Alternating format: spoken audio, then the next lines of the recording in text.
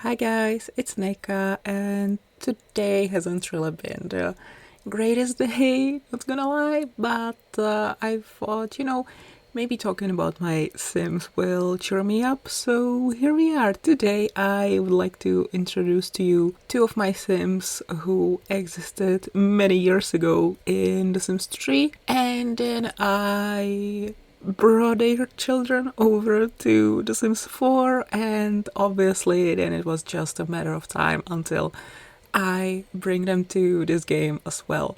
So everyone meet Sebastian and Lynn. They are the Gen 3 couple of my old Rose legacy, and they are just the cutest, sweetest couple. Yeah, I love them so much. And I had so much fun playing with them. They are like really quirky and cute, and I love them. Long story short, I love them. End of story.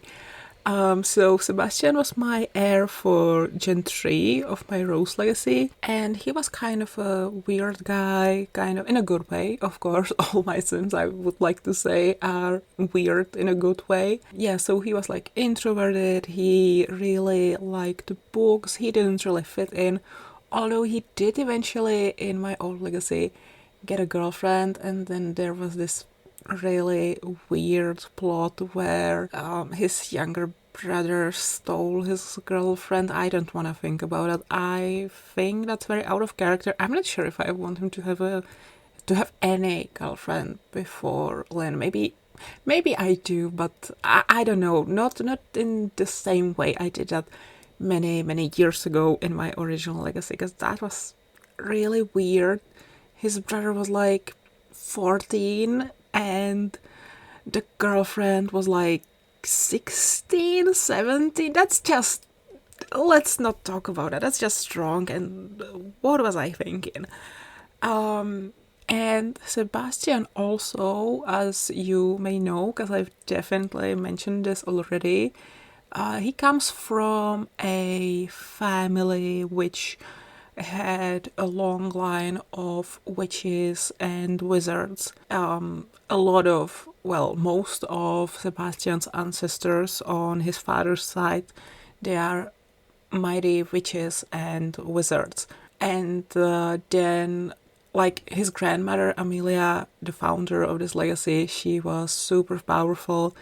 She ran away from the witches' society because it was, I mean, the place where she grew up, it was very backwards and very conservative and very, like, old school, and she felt really trapped there. And also her parents were forcing her to marry someone she didn't love, so she ran away and changed her name and started her own family, I guess, in a way that she liked it, I would say. So yeah, Amelia was a witch. Then Sebastian's father, Ezra, also had some powers, although he didn't really use them that much. And then Sebastian actually didn't get any powers.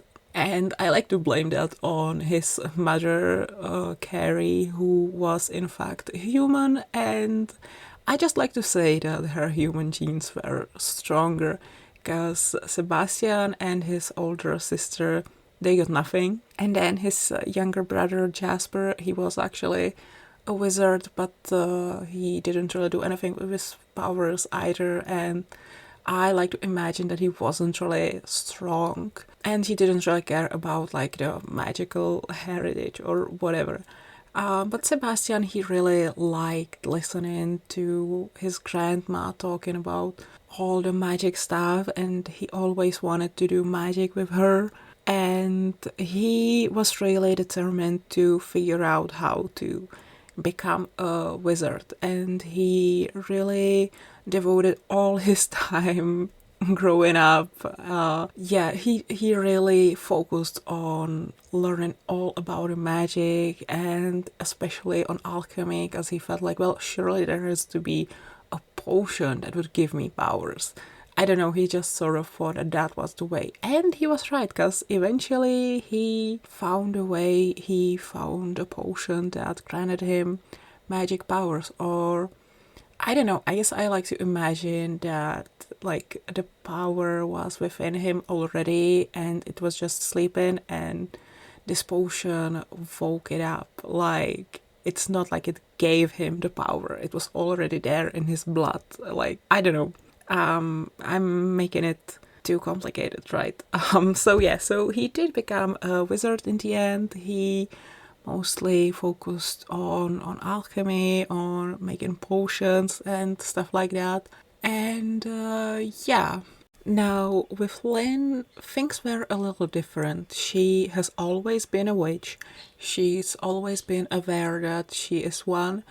She traveled the Sims world with her mom and her aunt, and they were also witches, and wherever they went, they helped people with their magic. And Lynn also had one very special, very rare gift. Soon, the women realized that Lynn has the gift to see the future, to somehow read what is going to happen, either to herself, or if she focused, she could tell what would happen to someone else. And that is a power that is very risky. I think every power that is to do with seeing the future, with knowing something about time that a normal person cannot know, I think everything with that is a bit tricky and risky, and you have to use this power responsibly. So that was something Lynn's mom and aunt tried to teach her, and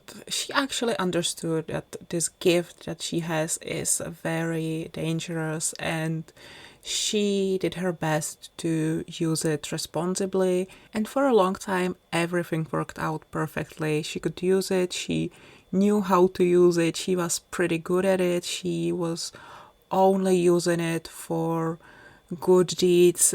She mastered it pretty fast, I would say. But then one time she had a vision that she couldn't control. It just came to her, and in this vision she saw her mother dying, and she knew that it was true and that there's nothing she can do about it. That's just her mother's fate. She cannot control that. But she really wanted to. She obviously didn't want her mom to die. And she did all in her power to save her mother from her fate. And by doing so, she actually brought it upon her. And her aunt figured it out. She realized that Lynn had had this vision, and she tried to change it, even though million times they had told her to not do that, that what is supposed to happen will just happen, and trying to prevent it from happening will only make things worse. So they had a huge, terrible fight, after which Lynn just ran away from her aunt. She didn't want to be with her anymore. She obviously didn't want her mom to die. She only had the best intentions. And yeah, the words her aunt said that night, it really hurt her, but also she obviously was feeling guilty for what had happened, and she was full of grief and anger, and just, it was a whole thing. She wanted to get out and go away, and yeah, so for a few days she was just wandering around.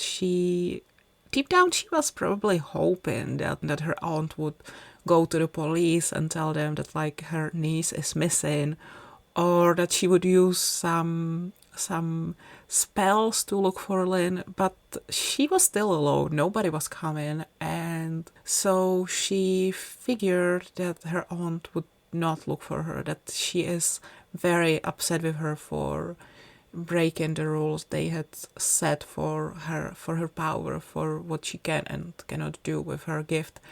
And after this, she swore that she would never ever again use this gift for her family, if she will ever have one. She didn't know back then that she would, but she decided that she will never look for her own future. She will never look up her family's future, nothing like that.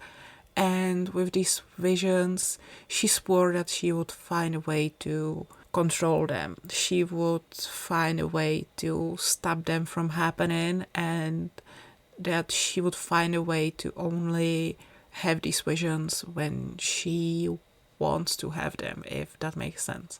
When this all happened, Lynn was pretty much a senior in high school.